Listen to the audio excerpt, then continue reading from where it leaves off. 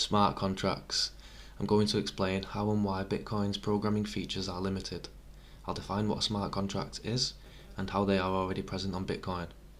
I'll also define what gas is and why it was introduced on Ethereum. Limitations of Bitcoin. The primary use case of Bitcoin is to be a distributed digital currency. It's also an augmented currency that is programmable currency, with such things as programmable spending conditions.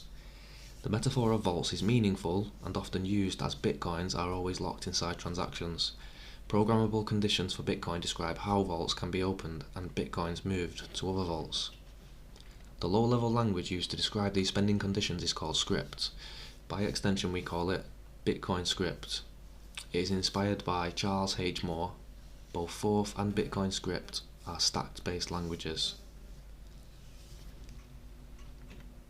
Below is some legacy code.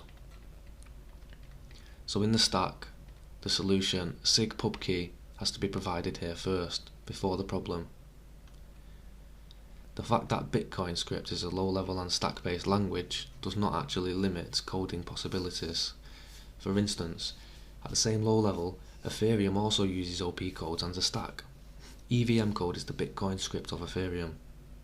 The first limitation is the number and types of usable OP codes. For security purposes, various OP codes are either absent or have been disabled, following the discovery of vulnerabilities. Certain absences of OP codes are also voluntary. They could lead to errors and out-of-control operations. This means Bitcoin script is deliberately non-Turing complete. For instance, it is impossible to create a loop with Bitcoin script. The transactions also limit possibilities. Two critical points should be understood whilst programming with Bitcoin script. A Bitcoin script is unable to know and handle the transaction amount inside. A Bitcoin script is unaware of anything happening outside the stack. It can't access the blockchain data. Finally, because of the vault system, knowing the balance of someone means checking all of their vaults. This means you would need to sum up the amounts of all the transactions sent to the same address in the ledger. This impacts the coding logic of Bitcoin spending conditions. Again, because you can't use the balance of a private key inside the code, this is a significant difference with systems like Ethereum, which have an account point of view. You can directly use the amounts and balances inside your code.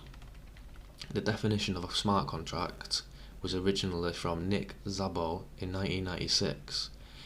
A smart contract is a set of promises specified in digital form, including protocols within which the parties perform on these promises. A smart contract is a piece of code stored inside the blockchain. It executes a set of predefined instructions, promises. Once deployed, stored, it becomes immutable. A smart contract is deployed using a transaction, so when embedded spending conditions inside, which are then immutable. Strictly speaking, a Bitcoin transaction is a smart contract. The promises to open the vault from one party is fulfilled, given that the other party has the right key to open it. Notice that the way this key is provided is also meaningful here. It must follow protocols.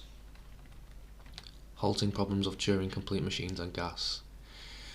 To increase the possibilities for smart contracts, more OP codes has to be incorporated inside the blockchain systems.